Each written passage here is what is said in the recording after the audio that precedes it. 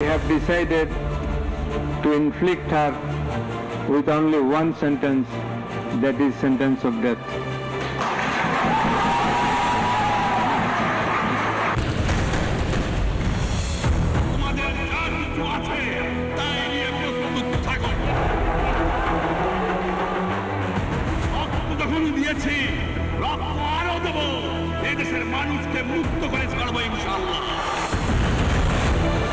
কর্মসূচি আমি আশা করি এই কর্মসূচিও বাংলাদেশের মানুষ এটা পালন করে এই সুদখোর খুনি জঙ্গি ইনুস আর তার সাথে এই যারা দোষর তাদেরকে দেখিয়ে দেবে যে বাংলাদেশ জানে কিভাবে তাদের দাবি আদায় করতে হয়, কিভাবে বাংলাদেশ ঘুরে দাঁড়াতে পারে।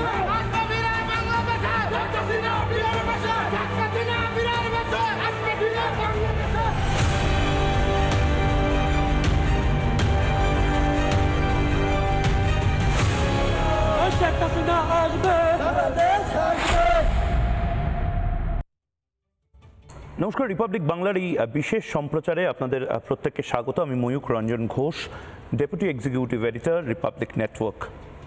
আজ এমন এক দিন, 18 ঘন্টার মধ্যে সরাসরি যুদ্ধ ঘোষণা করল আওয়ামী লীগ।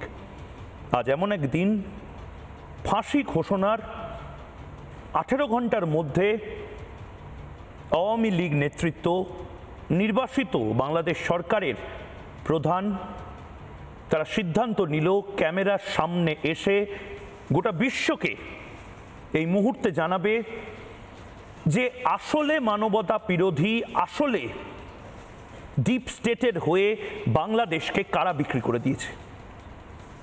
বাংলা টেলিভিশন শুধু নয়, ওয়ার্ল্ড টেলিভিশনে প্রথমবার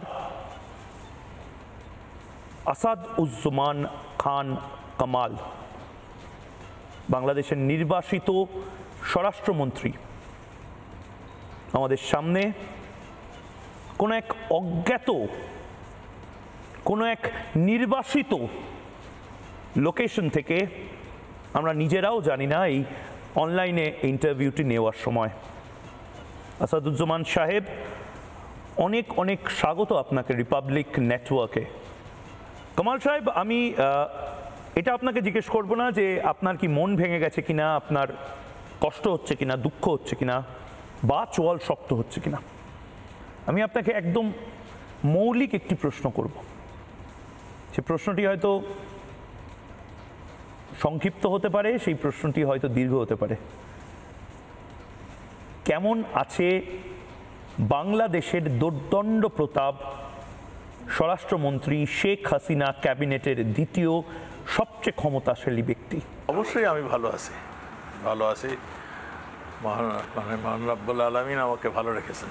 জি আসাদ সাহেব, মানে এটা আমার সাংবাদিক জীবনে আমি কোনোদিন এই প্রশ্ন করব কাউকে, এটা আমি ভাবিও নি। কেমন লাগছে, মানে এই প্রশ্নটা সাংবাদিকরা সাধারণত করে থাকে, কিন্তু আমি যদি আপনাকে জিজ্ঞেস করি কেমন লাগছে, আপনাকে ফাঁসির সাজা শুনিয়েছে ইন্টারন্যাশনাল ট্রাইব্যুনাল। আপনি বাংলাদেশে থাকলে যে কোনো দিন, যে কোনো মুহূর্তে আপনাকে হয়তো ফাঁসি দেওয়া হতো। কেমন লাগছে? আমার একটা হাসির খোরাক হয়েছে এটা। কেন বলবো, আমরা বঙ্গবন্ধুর ডাকে দেশ স্বাধীন করেছিলাম। আমরা কার বিরুদ্ধে লড়েছিলাম? পাকিস্তানি আর্মির বিরুদ্ধে। কার বিরুদ্ধে লড়েছিলাম? পাকিস্তানি আর্মিদের যারা সহযোগিতা করেছিলেন। সহযোগিতা কে করেছিলেন? এই জামায়াত ইসলাম, যারা নাকি আজকে ক্ষমতা নিয়ে বসে পড়েছেন এবং যাদের ডিরেকশনে আমাদের প্রধান উপদেষ্টা ইউনূস সাহেব চলছে। সেই জামাত ইসলামের মানে কে চালাচ্ছেন জামাত ইসলামকে? আবার সেই পাকিস্তান। সেই পাকিস্তান আজকে মানে পাকিস্তানের মানে ইন্টেলিজেন্স বাহিনী আইএসআই আমাদের ঢাকা ক্যান্টনমেন্টে অবস্থান করে। আইএসআই যেরকমভাবে প্রেসক্রিপশন দিচ্ছে আমাদের দেশ সেই রকমভাবেই চলছে। তাদের প্রেসক্রিপশন অনুযায়ী আজকে এই ক্যাঙ্গারো কোডটা হয়েছে।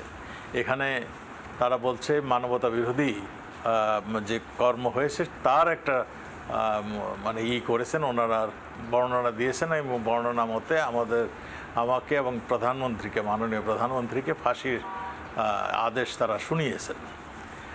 আমার প্রশ্ন হলো, এই আদালতটার বৈধতার সম্বন্ধে। এখানে কোনো যুদ্ধ হয়নি, এখানে কোনো গণহত্যাও হয়নি, এখানে মানবতা বিরোধী কোনো কাজও হয়নি। এখানে কি হয়েছে, এখানে একটা মেটিকুলাস ডিজাইন, যেটা ইউনুস সাহেব বলছেন আমেরিকাতে যে একটা দীর্ঘদিন যাবৎ একটা পরিকল্পনা, একটা ডিজাইনের মাধ্যমে, মেটিকুলাস ডিজাইনের মাধ্যমে এই ষড়যন্ত্রটা হয়েছে। এখানে কারা কারা সঙ্গে জড়িত ছিল সবই আপনারা দেখেছেন। মোট কথা পাকিস্তান সরকার প্রধানও আপনার ঘটনার পরে তিনি বলেছিলেন যে তারা ৭১-এর প্রতিশোধ নিলেন। তো এই সব কিছু যদি আপনি একত্রে করেন তাহলে এটা পরিষ্কার হয়ে যায় যে কেন এই ক্যাঙ্গারু কোর্ট, কেন বা এই হাস্যকর ঘটনাগুলি ঘটাচ্ছেন। আর যেই বঙ্গবন্ধু কন্যা, আমাদের বঙ্গবন্ধুর ডাকে আমরা যারা দেশ স্বাধীন করলাম, আমাদের ৩০ লক্ষ লোকের রক্ত ঝরিয়ে দেশ স্বাধীন হয়েছে, আমাদের ২.৫ লক্ষ মা বোনের ইজ্জত এখানে হারিয়েছে, আমাদের ভারতীয়, আমাদের বন্ধু প্রতিম দেশ ভারত ১৫,০০০ সোলজার তাদের প্রাণ দিয়েছেন। সেই রক্তে রঞ্জিত বাংলাদেশ আজকে তাদের হাতেই চলে গিয়েছে যাদের বিরুদ্ধে আমরা যুদ্ধ করেছিলাম। কাজেই এবং এইখানে যারা বিচারক হিসেবে নিয়োজিত হয়েছেন তারাও শুনলাম নাকি জামাত ভাবাপন্ন তারা, এবং একজন যিনি প্রধান কুশলী তিনি, ওনার নামটা হলো জনাব আজিম তাজুল ইসলাম। এই তাজুল ইসলামের যদি মানে খুঁজেন তার পিছনের ইতিহাসটা, এই আমাদের যে আইসিটি মামলা কোর্ট ছিল সেইখানে মানে যুদ্ধাপরাধীদের জন্য তিনি কুশলী হিসাবে কাজ করেছেন। এই যতগুলো মানে এখানে যাদের বিচার হয়েছে তাদের কুশলী হিসাবে তিনি কাজ করেছেন। তাকেই দেওয়া হয়েছে, আবার আমাদের এগেনস্টে তাকে দাঁড়া করানো হয়েছে। এবং এইটাখানে কি বিচার হবে সেটা তো আপনারা সবাই জানেন, এবং সেই অনুযায়ী তাদের প্রেসক্রিপশন অনুযায়ী আজকের বিচারের রায়টা ঘোষণা হয়েছে। এখানে আরও একটা মজার জিনিস হলো, এই ৩ সদস্য বিশিষ্ট কোর্টের চেয়ারম্যান সাহেব আজকে আমি শুনেছি, আমি তো দেখি নাই জানিও না, আমি শুনেছি তিনি বাসায় বসে বসে রায় লিখছেন। একদিকে তিনি হিয়ারিংয়ে আসতেন না, রায় লিখছেন, এবং অন্য যারা মানে ২ জন ছিলেন তারা ক্রমান্বয়ে একজন থাকতেন কোর্টে, আরেকজন অবসরে থাকতেন। এইভাবেই কোর্ট পরিচালনা হয়েছে, এবং এত তাড়াতাড়ি একটা রায় ঘোষণা করে দিয়েছেন। কোনো সাক্ষীদের জেরা হয় নাই, কোনো পোস্টমর্টম রিপোর্ট নাই, কোনো মানে কিছুই এখানে আসে নাই যেগুলি নিয়ে মানে চ্যালেঞ্জ করা যাবে। কাজেই এটার কি হতে পারে সেটা আপনারা সবাই জানেন। আপনি জিজ্ঞাসা করেছেন আমার অনুভূতি, এবং অনুভূতি আমার এইরকম, যাদের বিরুদ্ধে যাদের শাস্তি আইসিটি কোর্টে হয়েছে, যাদের বিরুদ্ধে আমরা যুদ্ধ করেছি, তারাই এবং আমার মতন একজন মুক্তিযোদ্ধাকে তারাই আবার শাস্তি ঘোষণা করছে, বঙ্গবন্ধুর কন্যাকে তারাই শাস্তি ঘোষণা করছে। এর মানেটা কি? বাংলাদেশ থেকে যাতে আওয়ামী লীগকে নিশ্চিহ্ন করা যায়, তাদের ধারণা হলো বঙ্গবন্ধুর কন্যা, তারা ২১শে আগস্ট এই প্রচেষ্টা নিয়েছিল। আপনারা তাকে গ্রেনেডের পর গ্রেনেড হামলায় তাকে হত্যা করতে চেষ্টা করেছিল, ১৯ বার তাকে হত্যা চেষ্টা হয়েছে।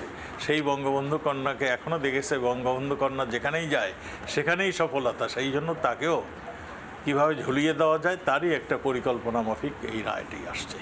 আসাদুজ্জামান সাহেব, একটা অদ্ভুত জিনিস আমি দেখলাম, শেখ হাসিনার আপনার জননেত্রীর যিনি আইনজীবী হিসেবে দাঁড়িয়েছিলেন, তিনি দুদিন আগেই শেখ হাসিনার ফাঁসি চাই, এই ট্রাইব্যুনাল শুরু হওয়ার দুদিন আগেই শেখ হাসিনার ফাঁসি চাই বলে নিজে স্লোগান দিয়েছেন। এবং অদ্ভুতভাবে শেখ হাসিনার ফাঁসি সাজা ঘোষণার পরে, আপনার ফাঁসির সাজা ঘোষণার পরে সে হাসতে হাসতে সে বলছে যে আমি খুব দুঃখ পেয়েছি, আমি খুব কষ্ট পেয়েছি। মানে এই দুঃখ, এই কষ্ট আমি কোনোদিন দেখিনি কেউ হাসতে হাসতে বলে। মানে আমার সেই জায়গা থেকেই প্রশ্ন, আপনাদের ফার্দার অ্যাপিলের কোনো উপায় নেই, ১। ২, ইন্টারন্যাশনাল যে ট্রাইব্যুনাল, সেই ট্রাইব্যুনালের বিরোধিতা করারও কোনো উপায় নাই। এবং ৩, এমন একটা কোর্টে আপনাদের এই বিচারটা হলো যেখানে যে ভার্ডিক্ট পড়ে শোনাচ্ছে সেও আপনাদের বিপক্ষে, যে সওয়াল করছে সেও আপনাদের বিপক্ষে, যে বাদী সেও আপনাদের বিপক্ষে, সে বিবাদী সেও আপনার বিপক্ষে, এবং সবাই হাততালি দিয়ে চিৎকার করে সিটি বাজাচ্ছে যখন আপনাদের ফাঁসির সাজা ঘোষণা হচ্ছে। মানে এটা এটা এটা কি ধরনের ব্যাপার? এই জিনিস তো আমি কোনোদিন দেখিনি। সেটা তো এদেশের জনগণই করবে। জনগণ দেখুন না আস্তে আস্তে ক্ষিপ্ত হচ্ছে, এবং এই খুব শীঘ্রই দেখবেন জনগণ এই রায় মানবে না এবং রাস্তায় নেমে আসবে। তখন এদের পালাবারও আর রাস্তা থাকবে না। আমি মনে করি বাংলাদেশ যেভাবে তারা অত্যাচার শুরু করেছে, যেভাবে আমাদের নেতাকর্মীদের ঘর ছাড়া করেছে, যেভাবে প্রাণহানি করেছে, যেভাবে তারা মানে মামলা দিয়ে তাদের বাড়িঘর ছাড়া করেছে, তার একটা সেই দিনটি বোধহয় ঘনিয়ে আসছে, তাদের পালিয়ে যাওয়ার সময়টাও বোধহয় কাছেই এসে গেছে। কামাল সাহেব, একটা প্রশ্ন বারবার আমাকে করতে হয়েছে, আবারও করব।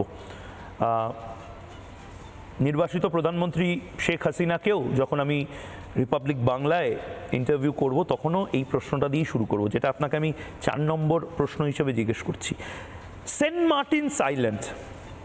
মার্টিনস আইল্যান্ড এবং চট্টগ্রাম, নির্দিষ্টভাবে চট্টগ্রামের বন্দর বা বঙ্গোপসাগর, সেটা না দেওয়া, আমেরিকানসদের পায়ে তুলে না দেওয়ায় কি কাল হলো আসাদুজ্জামান খান এবং শেখ হাসিনা তাদের বিরুদ্ধে মৃত্যু পরোয়ানা জারি করছে বাংলাদেশের কোর্ট?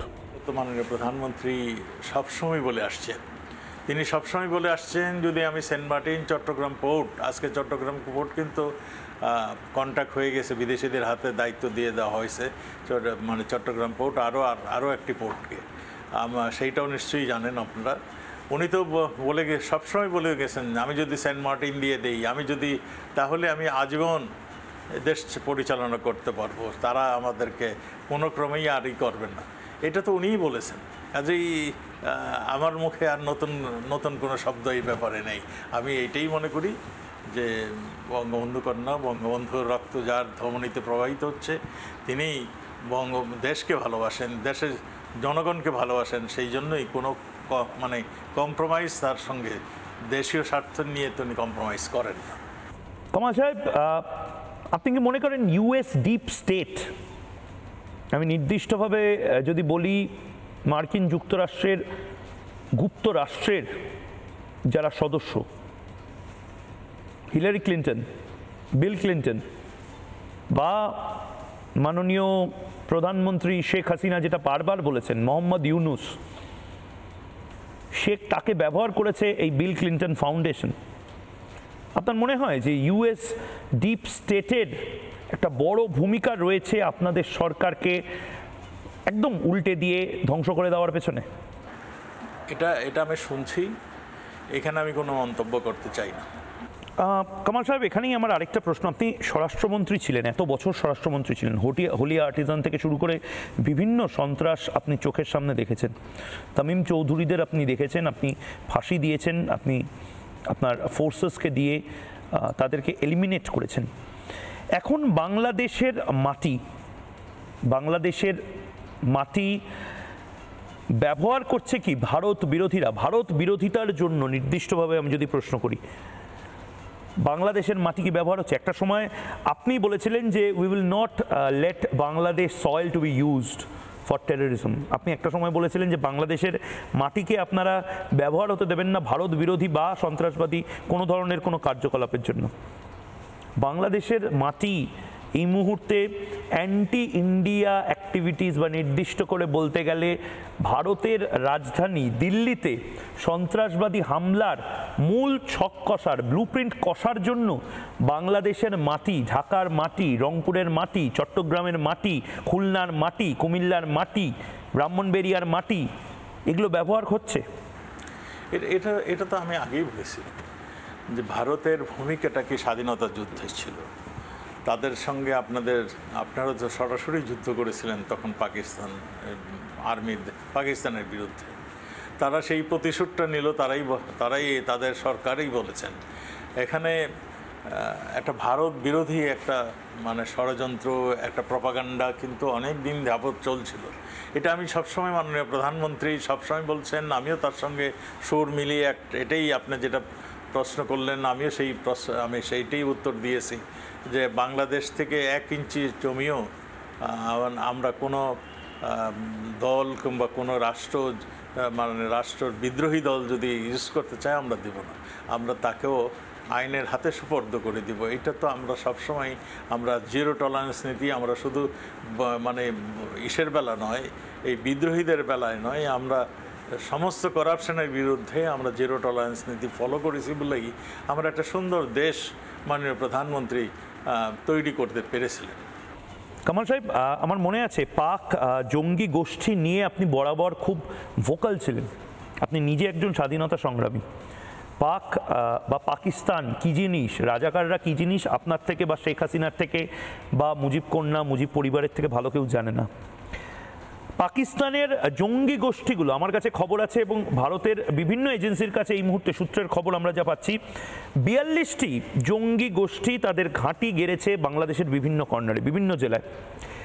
পাকিস্তান জঙ্গি গোষ্ঠী, পাক জঙ্গি গোষ্ঠী যেভাবে দাপিয়ে বেড়াচ্ছে বাংলাদেশে, I am sorry to say, বাংলাদেশকে এখন দেখে মনে হচ্ছে পূর্ব পাকিস্তান।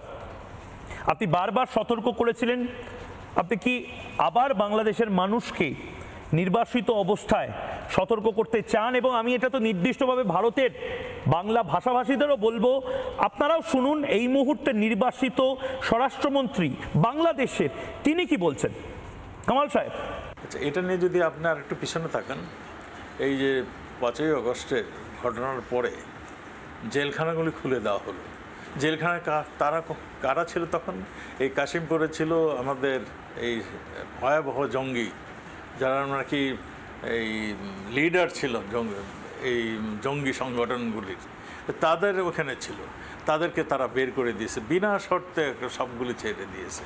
আপনি জুলাই মাসে আপনারা দেখেছেন আমাদের নরসিংদী ডিস্ট্রিক্টের কারাগার থেকে মহিলা জঙ্গি সহ 6 জন জঙ্গিকে তারা বের করে নিয়ে গিয়েছিল, এবং সেই জায়গার যত অস্ত্র তারা সেখান থেকে লুট করে নিয়ে গিয়েছিল। শুধু মানে আমাদের জেলখানার অস্ত্র নয়, আজকে 400 পুলিশ মানে ওটাকে বলে পুলিশ স্টেশনের অস্ত্র এই বিদ্রোহীদের হাতে, এই জঙ্গিদের হাতে।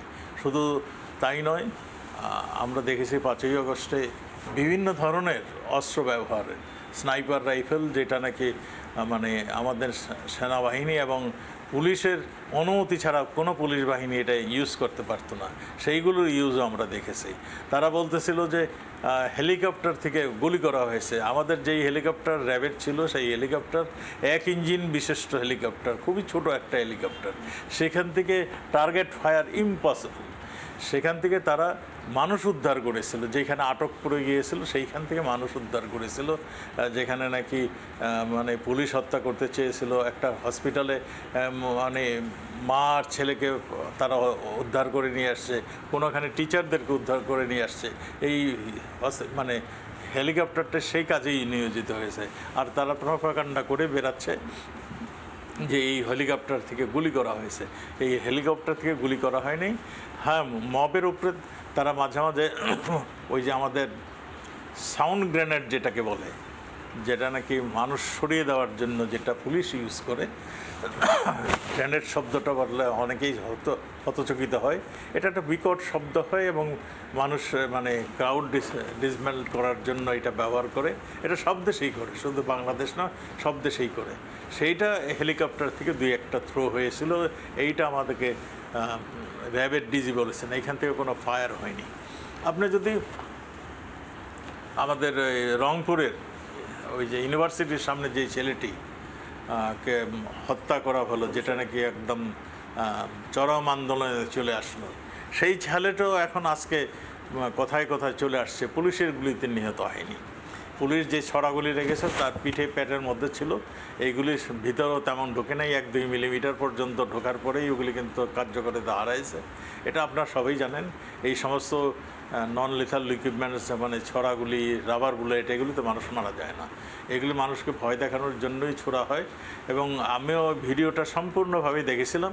তাকে পিছন থেকে কেউ কিছু নিক্ষেপ করেছিল, সে নিক্ষিপ্ত সেই সে মানে সে আহত হয়েছিলেন, কয়েক মিনিট নিচে বসেছিলেন এবং তারপর দাঁড়িয়ে সে আরেকজন বন্ধুর সহযোগিতা চলে গিয়েছিলেন, তাকে 3 ঘন্টা পরে হাসপাতালে নেওয়া হয়েছিল। এখানে সে যখন মৃত্যুর মানে সন্নিকট হয়ে গেছে তখন তাকে হসপিটালে নিয়ে গেছিল। এখানে প্রশ্ন জাগে তাকে এই 3 ঘন্টা কেন হসপিটালে নেওয়া হলো না। এখানে প্রশ্ন জাগে তাকে কে তার পিছন থেকে, পুলিশ তো ছিল সামনে, পিছন থেকে কে মানে তাকে করলো। অনেক প্রশ্ন, অনেক এই সবগুলির উত্তরই এখন বের হয়ে আসছে। এবং এই যে ইউনূস সাহেব যে বলছেন মেটিকুলাস ডিজাইন, সেই ডিজাইনেই এই সমস্ত ঘটনাগুলি সংঘটিত হয়েছে। কামাল সাহেব, ঠিক এই জায়গা থেকে যেটা যে কোনো সাংবাদিক ভারতের প্রশ্নটা শেখ হাসিনা বা আসাদুজ্জামান খান কামালকে করবে বা করা উচিত, বা মোহাম্মদ ইউনূসও যদি আজকে ইন্টারভিউ দেয় আমাকে, মোহাম্মদ ইউনূসকেও আমি এই প্রশ্ন করব, শিলিগুড়ি করিডোর বা চিকেন স্নেক সেটা আমাদের খুব সেন্সিটিভ একটা জায়গা। হ্যাঁ, হতে পারে এটা মুরগির গলার মতন একেবারে 20 কিলোমিটার একটা জায়গা, কিন্তু এই জায়গাটা অনেকের টার্গেট ছিল, আমরা রুখে দিয়েছি, গোর্খা রেজিমেন্ট রুখে দিয়েছি, ইস্টার্ন কমান্ড রুখে দিয়েছে। শিলিগুড়ি করিডোর বা চিকেন স্নেক খুব সেন্সিটিভ হয়ে উঠছে এবং আপনারা দেখতেই পাচ্ছেন যে যেভাবে আমাদের রাফাল, আমাদের তেজাস, আমাদের একের পর এক এয়ারফোর্স, নেভি বা ইন্ডিয়ান আর্মি যেভাবে পূর্ব দিকে মহড়া দিচ্ছে, পুরো ইনস্টলেশনসগুলো এখন আমরা পূর্ব দিকে নিয়ে আসছি, তার কোনো তো কারণ থাকবেই, যেটা ভারতীয় সেনাবাহিনীও হয়তো প্রকাশ্যে বলছে না। আমি যদি আপনাকে একদম স্পষ্ট ভাষায় জিজ্ঞেস করি, মোহাম্মদ ইউনূসের বাংলাদেশ কেন ভারতের জন্য বিপজ্জনক হয়ে উঠছে, কেন ভারতের জন্য বিপজ্জনক হয়ে যাবে আগামী দিনগুলোতে, এবং এটা ভারতীয়দের খুব সিরিয়াসলি বোঝা উচিত। কামাল সাহেব, এই দেখুন, উনি তো ক্ষমতায় এসেই প্রথমে চিকেন নেকের কথা বলছেন, ওখান দিয়ে যাতায়াত বন্ধ করে দিবেন। এইটা আপনারা নিশ্চয়ই আমলে নিয়েছেন, সেই জন্যই আপনারা সেই জায়গাটিতে আজকে অ্যাটেনশন দিয়েছেন।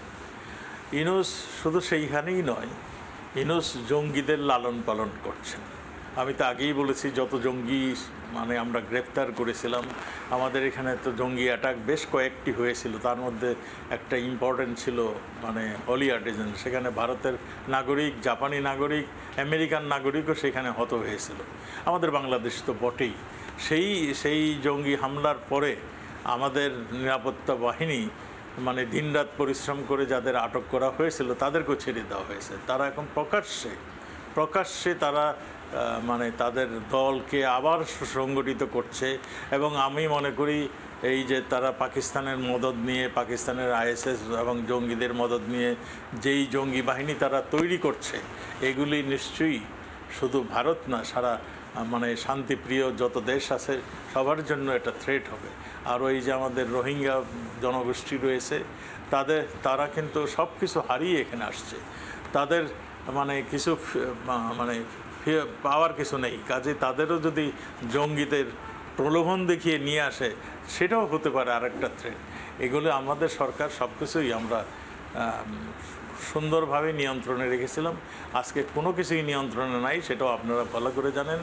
আমাদের জুডিশিয়ারি সিস্টেম শেষ, আমাদের এডুকেশন সিস্টেম প্রায় ধ্বংসের মুখে এসে গিয়েছে, আমাদের অ্যাডমিনিস্ট্রেশন যেটা দেশ পরিচালনা সেখানেও মানে বিরোধ হয়ে গিয়েছে, ধস নেমে গিয়েছে। কাজেই ইউনূস সাহেব কারো বন্ধু হবে বলে আমি মনে করি না। সে সবার জন্যই শত্রু হয়, এটাই স্বাভাবিক। তার নিজস্ব স্বার্থ ছাড়া, নিজস্ব ছাড়া তিনি কিছুই মানে মানে করেন না, বিশ্বাস করেন না। কামাল সাহেব, আমার আরেকটা প্রশ্ন আপনাকে। আমি জানি যে আপনি যেখানে রয়েছেন বা যেখান থেকে হয়তো কথা বলছেন সেটা খুব সেন্সিটিভ কোনো জায়গা হতে পারে। আমি জানি না যে আপনি ভালো আছেন, সুস্থ আছেন না, বারবার হয়তো বিভিন্ন জায়গায় আপনাকে যেতে হচ্ছে, কিন্তু আশা করব আপনি যে দেশেই থাকুন, যেখানেই থাকুন, আপনি সুস্থ থাকবেন। আমার খারাপ লাগে, কারণ আপনারা একটা সময় ভারতে বহুবার এসছেন, খুব বন্ধুত্বপূর্ণ সম্পর্ক বাংলাদেশিদের সাথে ভারতীয়দের ছিল। আমি জানি না এখন কি অবস্থা, সেই সম্পর্কটা কোথায় গিয়ে কি দাঁড়াবে। কিন্তু আমাকে একটা কথা বলুন, পশ্চিমবঙ্গবাসী হিসেবে আমি জিজ্ঞেস করছি, সাংবাদিক হিসেবে নয়, বাংলার জন্য কি মারাত্মক বিপদ আসতে চলেছে? পশ্চিমবঙ্গের জন্য কি মারাত্মক বিপদ আসতে পারে? এই জঙ্গিদের দাপাদাপি যদি পশ্চিমবঙ্গের ঠিক ওপারে, শিলিগুড়ির ওপারে রংপুর, মুর্শিদাবাদ মালদার ওপারটা হচ্ছে চাঁপাইনবাবগঞ্জ, দিনাজপুরের ওপারটা রংপুর, পেট্রাপোলের ওপারটা বেনাপোল, মানে আমার বক্তব্য হচ্ছে এই জঙ্গিদের দাপাদাপি যদি বাংলাদেশের এই বর্ডারিং জায়গাগুলোতে বাড়ে, তাহলে সেটা বাংলার জন্য, পশ্চিমবঙ্গের জন্য এবং নির্দিষ্টভাবে পশ্চিমবঙ্গের মানুষের জন্য কতটা বিপজ্জনক হতে পারে? এটা অ্যালার্মিং কেন? বাংলাদেশের জঙ্গিদের উত্থান আবার শুরু হতে পারে। যেভাবে বাংলাদেশকে একটা জঙ্গির দেশে পরিণত করার জন্য যে একটা প্রচেষ্টা ছিল, সেইটা আবার হতে পারে। সেখানে আবারও সেই রক্তক্ষরণ হতে পারে। এবং এটা আমাদের ইন্ডিয়া পার্শ্ববর্তী দেশ, ইন্ডিয়ার মানে আমাদের জঙ্গিরা মাঝে মাঝে দেখি ইন্ডিয়াতেও এসে প্রবেশ করে, এবং ইন্ডিয়া থেকে যে আমাদের এখানে প্রবেশ করতো, সেইটা আমাদের দুই দেশের মধ্যে পুলিশের একটা সমঝোতা হতে আমরা কিন্তু সেইগুলি বন্ধ করে দিয়েছিলাম। আমাদের এখানে যত বিচ্ছিন্নতাবাদীরা যে আমাদের দেশে যারা আশ্রয় নিয়েছিল, আমাদের দেশে মানে আমাদের আওয়ামী লীগের আগে যারা এই দেশের থেকে আপনাদের দেশকে মানে অস্থির করে রাখতো, বিচ্ছিন্নতার একটা প্রয়াস নিয়েছিল, সেগুলো আমরা গুড়িয়ে দিয়েছিলাম। সেগুলি সব কিছু মিলেই আমরা যখন শেষ করে দিয়েছিলাম, আমরা মানে ইন্ডিয়াকে আমরা ভারতকে মনে করতাম যে আমাদের মানে বিশ্বস্ত বন্ধু। আমাদের সবসময় মানে আমাদের স্বাধীনতার শুরুর থেকে এই পর্যন্ত আমরা ইন্ডিয়ার সমস্ত ধরনের সহযোগিতা আমরা যখন প্রয়োজন তখনই পেয়েছি। কাজেই এই জায়গায় আওয়ামী লীগকে সহযোগিতা করার জন্য ইউনূস নিশ্চয়ই ভারতের উপরে মানে তাদেরও একটা মানে লাল চক্ষু তাদের রয়েছে। সেই জন্যই সে ওই কথাটি বলছিল, তিনি 7 সিস্টারকে ডিস্টার্ব করবে, এই চিকেন নেকে দিয়ে যাতায়াত বন্ধ করে দিবে, এগুলি সবই তো আপনারা জানেন। সেই জন্যই আমি মনে করি এটা শুধু বাংলাদেশের জন্য থ্রেট নয়, এটা ভারতের জন্য। আচ্ছা সাহেব আমার ঠিক একদম ঠিক বলেছেন, কিন্তু আমার আরেকটা প্রশ্ন আপনাকে। আমি জানি আপনার অনেকটা সময় আমি নিয়ে ফেলছি। সচরাচর এভাবে মানে অ্যাপ্রিসিয়েট করব যেভাবে আপনারা 18 ঘন্টার মধ্যে প্রায় যুদ্ধ ঘোষণা করে ফেলেছেন, আপনারা ফুৎকারে এই চ্যালেঞ্জটা যেভাবে দিচ্ছেন, এই খুনি, এই ইউএস ডিপ স্টেটের দালাল বাংলাদেশকে যারা বিক্রি করে দিচ্ছে, সেই সরকারকে, এটা আনপ্রেসিডেন্টেড। গোটা পৃথিবীর আওয়ামী লীগের মানুষজন হয়তো আপনাদেরকে আশীর্বাদ করছে, কিন্তু আমাদের দেশেও এই সমস্যাটা আছে আসাদুজ্জামান সাহেব। মানে আমাদের দেশে না অনেকে এই কনফিডেন্সটা পায় না যে এভাবে ঘুরে দাঁড়ানো, এবং আমাদের দেশে না খুব রিল্যাক্স থাকে এই রোহিঙ্গাদের বিপদ নিয়ে। আমাদের দেশে এই মুহূর্তে রোহিঙ্গাদের নিয়ে অনেক কিছু হচ্ছে, অনেক কিছু মানে ভয়ঙ্করভাবে রোহিঙ্গারা বিভিন্ন জায়গায় ঠিক করছে, কিলবিল করছে রোহিঙ্গারা। পশ্চিমবঙ্গ হোক বা ভারতের বিভিন্ন জায়গায় একদম কিলবিল করছে রোহিঙ্গা। আমি জানি যে বাংলাদেশের সেই স্বরাষ্ট্রমন্ত্রী, এবং অনেকে দর্শকরা হয়তো জানেন, একটা কনটেক্সট দেওয়ার জন্য বলবো, আসাদুজ্জামান সাহেব বা শেখ হাসিনা তাদের আমলেই কিন্তু এই রোহিঙ্গারা মিয়ানমার থেকে এসেছিল, কিন্তু শেখ হাসিনাও খুব বিরক্ত ছিল রোহিঙ্গাদের নিয়ে, রোহিঙ্গাদের মধ্যে সন্ত্রাসবাদী কার্যকলাপ নিয়ে। আমি যেহেতু শেখ হাসিনার হোম মিনিস্টার বা বাংলাদেশের এক্সাইলড হোম মিনিস্টার আসাদুজ্জামান খানকে পেয়েছি, আমার একদম নির্দিষ্টভাবে প্রশ্ন, রোহিঙ্গারা সত্যি কি ভয়ানক হয়ে যায় জাতীয় নিরাপত্তার জন্য? বাংলাদেশের জন্য কি মাথা ব্যথার কারণ হয়ে গেছিল রোহিঙ্গারা? এবং 2, রোহিঙ্গা কি জঙ্গি কার্যকলাপে যুক্ত থাকে? আমি এটা বলছি সম্ভাবনা আছে। এখন যে ওরা জড়িত হয়েছে এটা আমি বলছি না, ওরা নিজেরাই যুদ্ধ করছে। ওরা রোহিঙ্গারা তাদের সংগঠন, নিজস্ব সংগঠন নিজেরাই যুদ্ধ করছে। আপনারা সেটা তো জানেন, ওই যে আমাদের ওদের যে জন্মভূমি রাখাইন স্টেটে, সেখানে প্রতিনিয়তই যুদ্ধ চলছে। রোহিঙ্গারাও সেখানে মাঝে মাঝে যায়। আমাদের এখানকার সীমানাটা অনেকটা ওপেন, সেই জন্যই তারা ওখানে যেয়ে আবার ঘুরে আসতে পারে। তারা ওই যে আমাদের দেশে ইয়াবা ঢোকানের যে ব্যবসা, এটাই তারা মূলত এখন তারাই করছে, তাদের সহায়তাই হচ্ছে। এই সবগুলি নিয়েই রোহিঙ্গাদের নিয়ে আমরা আগেও একটু চিন্তিত ছিলাম, এখনও মনে করি তাদের কাছে যদি প্রপার অ্যাটেনশন না দেওয়া হয়, তাদেরকে যদি ভালোভাবে না রাখা হয়, তাহলে নিশ্চয়ই তারাও একটা চিন্তার কারণ হয়ে দাঁড়াবে।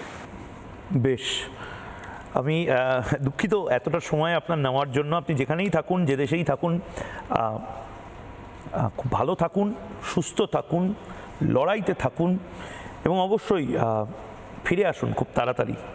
বাংলাদেশে গেলে শেখ হাসিনা এবং আপনার সাথে একদম মুখোমুখি, এরমভাবে অনলাইনে নয়, একদম মুখোমুখি আপনার সাথে ইন্টারভিউ করব বলে এই আশা রাখি এবং বাংলাদেশ সুস্থ হয়ে উঠুক এই আশাও রাখি। অনেক অনেক ধন্যবাদ আসাদুজ্জামান খান কামাল। 5ই আগস্টের পর প্রথমবার ওয়ার্ল্ড এক্সক্লুসিভ, প্রথমবার ক্যামেরার সামনে আসলেন এবং 18 ঘন্টার মধ্যে, ফাঁসি ঘোষণার 18 ঘন্টার মধ্যে কামাল সাহেব আসলেন।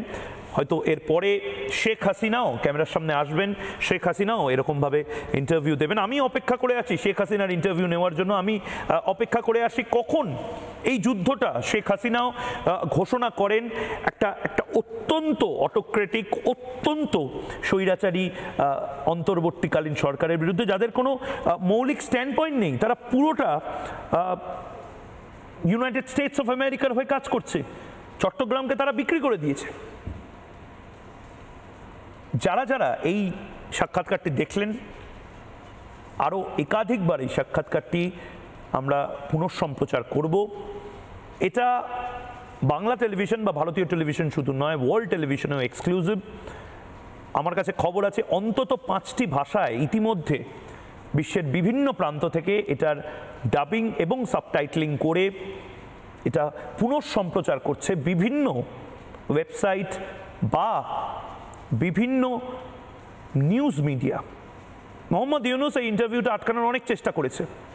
মোহাম্মদ ইউনূসের পাশাপাশি বাংলাদেশ সরকার এই ইন্টারভিউটা আটকানোর জন্য অনেকবার অনেক কলকাঠি নেড়েছে, কিন্তু আটকাতে পারলো কই। মোহাম্মদ ইউনূস এবারও ব্যর্থ হলো। আমি বারবার যে কথাটা বলছি আবারও বলছি, চ্যালেঞ্জ মোহাম্মদ ইউনূসকে আমার।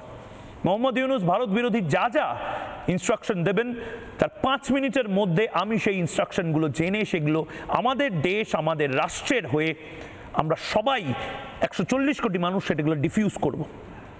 আপনারা আওয়ামী লীগকে নিষিদ্ধ করেছেন, আমরা আওয়ামী লীগের একের পর এক কণ্ঠস্বরকে গোটা পৃথিবীর সামনে এনেছি। আপনারা ফাঁসির সাজা শুনিয়ে ভেবেছেন যে আওয়ামী লীগ বা বাংলাদেশের মুক্তকামী মানুষের মুখ বন্ধ করবেন। 18 ঘন্টার মধ্যে চ্যালেঞ্জ অ্যাকসেপ্ট করে শেখ হাসিনা তার সবচেয়ে বড় ডেপুটিকে এই মুহূর্তে পাঠিয়েছে ওয়ার্ল্ড টেলিভিশনে, পৃথিবীর সবচেয়ে বড় বাংলা চ্যানেলে ময়ূক রঞ্জন ঘোষের মুখোমুখি ইন্টারভিউয়ের জন্য। এরপর হয়তো শেখ হাসিনার ইন্টারভিউ হবে, কবে সেটা সময় বলবে, কিন্তু খুব শিগগিরই হবে। ধন্যবাদ। নানা ধরনের কন্টেন্ট দেখার জন্য লাইক করুন, শেয়ার করুন আমাদের ফেসবুক পেজ, সাবস্ক্রাইব করুন আমাদের ইউটিউব চ্যানেল। পাশাপাশি অন্যান্য ব্রেকিং নিউজের জন্য অবশ্যই চোখ রাখুন রিপাবলিক বাংলায়।